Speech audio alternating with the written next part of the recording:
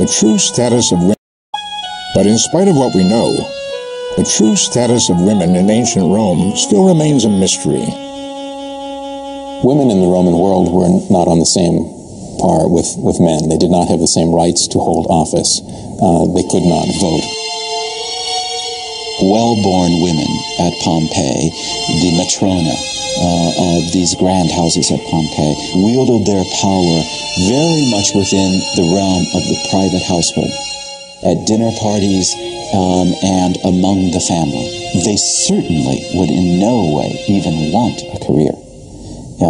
It would be unheard of. When we are talking about women's liberation today, we often talk about the ability of a woman to go out and build a career. A Roman woman simply wouldn't want to do that.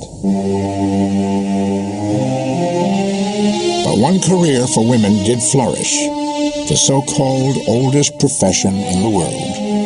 In the center of Pompeii stands a very conspicuous house, the town's main brothel.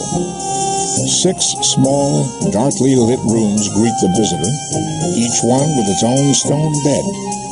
These would have been covered by fine blankets and furs.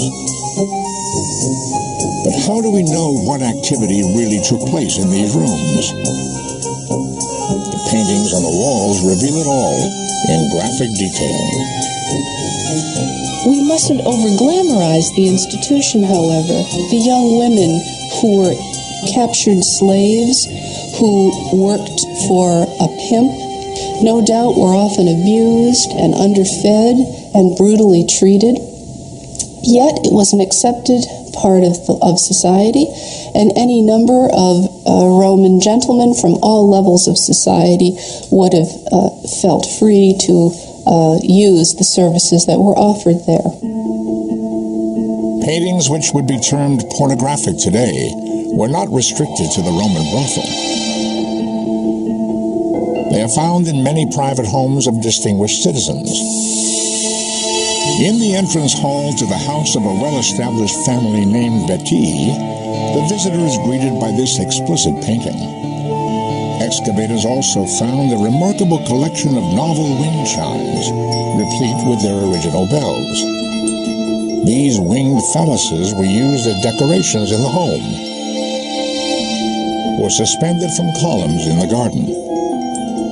It shocks us, it makes us wonder about the morality of these people.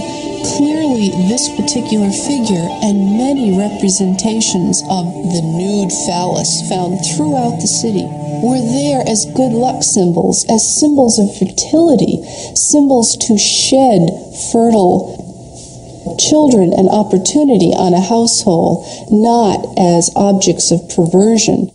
We really do find ourselves in a completely different world here than the ancients did, I suppose, because many ancient cults are flagrantly orgiastic, involve sexuality, and it is used for religious expression. That really got removed from religion, at least as I understand it, but largely through Christianity.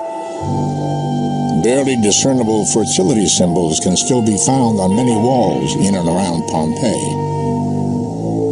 When, for example, the site was being excavated in the 18th, 19th century, and the excavators took hatchets to these and destroyed them because they were obscene beyond belief, it tells you a great deal more about yourself, than it does about the objects. We all know that there are phalluses in this world.